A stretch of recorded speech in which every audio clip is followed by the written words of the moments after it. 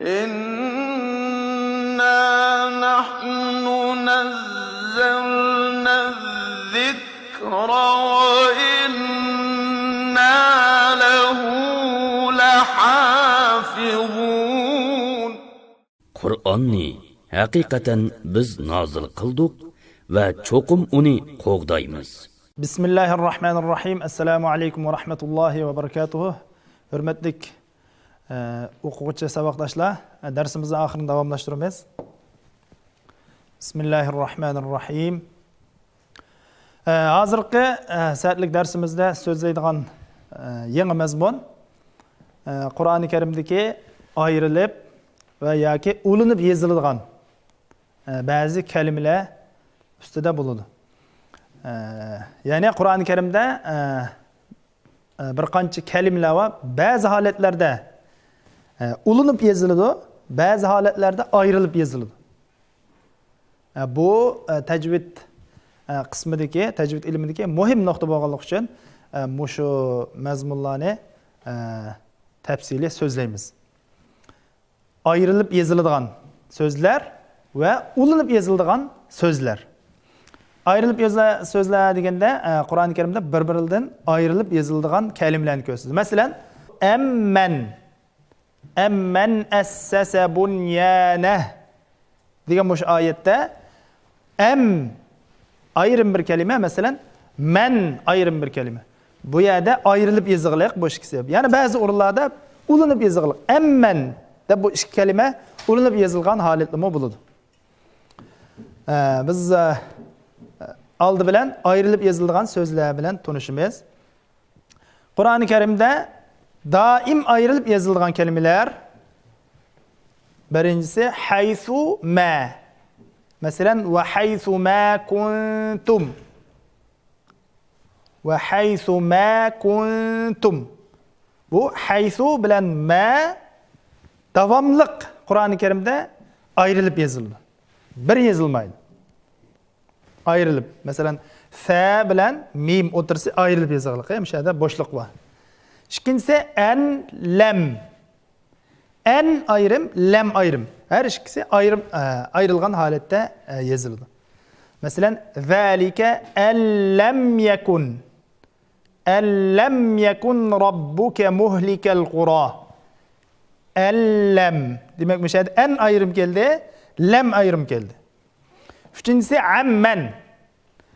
ammen ve yasrifuhu ammen yasha.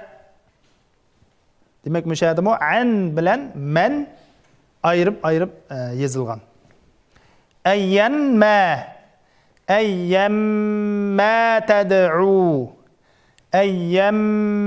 ted'u. Demek müşahede bu okşaşlam. Bu iki kelime ayrılıp yazılgan. Eyyemma ted'u.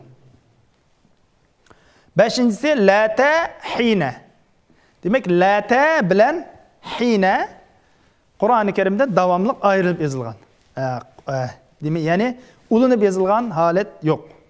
Mesela ve lata hine manas ve lata hine ikisi ayrılıp yazıldı.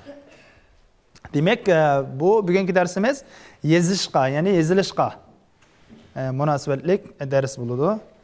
Hem de ulanıp yazılgan sözler. Ulanıp yazılgan kelimeler. Yani iki kelime ulanıp yazıldı. Ulanıp yazılganda biz yani bunu biz mevsul deymiz. Kur'an'da birbiriga ulanıp yazılgan sözler. Mesela yuqorqi misolda biz amman degan bu ikki kalimaninki ayrim yozilganligini so'zlagan. Hamda mo'ayat qaraydigan bo'lsak, ya'ni shu amman, ammo bu yerda bu ikki kalima birlashib yozilgan, ulanib kelgan. Amman yuqorqi misolda ayrim yozilib, man ayrim yozilgan. Mo'ayatda bo'lsa, masalan, amman ikkisi birlashib ulanib yozilgan. Bu shunda biz mavsul, ya'ni ulanib yozilgan so'zlar deymiz.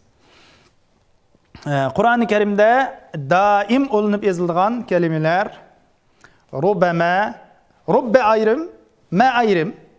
Lekin bu ikki yezdiqda davomli bir keladi. Amma, mesela em ayrım, ma ayrım. Lekin yazıqda birleşip keladi. Yani daim ulanıp yazıladi. Mimme. Bunun aslisi min ayrım, ma ayrım mesela. Mimme. Bu mu o'xshashlar? Mimme. Mimme. İkisi o'xshash yazılgan. Yani ulanıp yazılgan. Kaluhum. Bu mu o'xshaydi? Yawma izin, yawma ayrım, izin ayrım. Ayrım kelimeler, lekin bu yerda Qur'oni Karimda bu kelimeler davomliq birlikda ulanib yoziladi. Ya'ni shakl jihatdan qarasak bu bir kelimaga o'xshaydi. İlyasin o'xshash, ayyama o'xshash. Wazanuhum minha mahma ha antum. Masalan bu ha antum, ha degan ayrım, antum ayrım. Demek yazıqda bir keladi. Ni'imma ya unnida deganimiz chaqiriq deymiz. Mesela ya İbrahim deymiz. Ya İbrahim, ya qavmi mesela, ya ayyuha degandek bu ya mu bu oxirdagi kalimaga ulanib yoziladi. Ve ka'annama İlyasa mimmen hina izin. Demek bu şu kelimeler davomli Qur'oni Karimda ulanib yozilgan. Yani bu kelimelerninki ayrılıp yazılgan haleti kelmagan Qur'oni Karimda. Mesela Qur'oni Karimda ba'zida, yani bazı ayetlerde ayrılıp yazılgan ve yana bazı ayetlerde birleşip, yani ulanib yazılgan kelimeler mevcut. Mesela fîmâ desek bu iki kelime, fi ayrım, ma ayrım. Bazı kelimelerde, yani bazı ayetlerde fi ma ayrım ayrım yazılgan, bazı kelimelerde fi ma deb tegidek birleşip yazılgan, yani ulanib yazılgan. Bu jadvalga qaraydigan bo'lsak, tüpstiki ayrılıp yazılgan haleti, tegideki bo'lsa ulanib yazılgan haleti. Bu şunu farqlantirib olsak bo'ladi. Amma bu ayrım, amma bu mu ayrım? Kullama, kullama. Kullama bazı ayetlerde bunda kelgan, bazı ayetlerde kullama. İkisi o'xshash, yani ulanib kelgan ikisi. Mimma, mimma. Amman, amman. Yevmehum, yevmehum. Yevme ayrım, hum ayrım. Ayrım kelgan, yani bazı ayetlerde yevmehum. Ulanib kelgan. Aynama, aynama. Annama, annama. İnma, imma.